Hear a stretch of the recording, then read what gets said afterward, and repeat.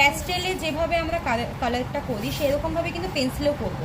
হোয়াইটটা যেখানে যেখানে হোয়াইটটা আছে সেখানে সেখানে আমরা কালারটা দেবো না। হ্যাঁ ঠিক আছে, সেমভাবে এটাকে আমরা হচ্ছে স্ট্রোক দিয়ে করবো। এই যে এরকমভাবে স্ট্রোক দিয়ে দিয়ে যাব। বুঝতে পারছিস তো? কি রে? হ্যাঁ,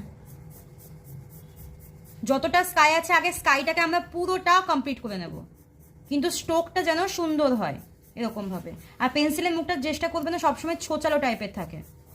এই যে এরকমভাবে পুরো স্ট্রোকটা আমরা সুন্দর করে দেব, তাড়াহুড়ো একদম করব না।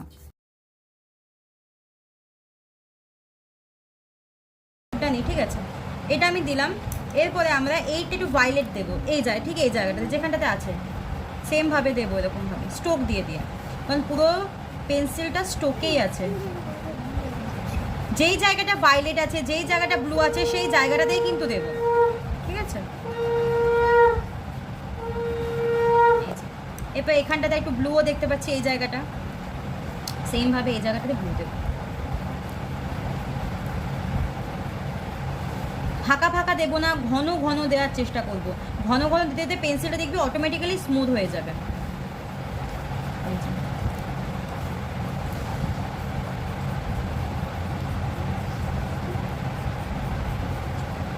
হবে তো এরকমভাবে?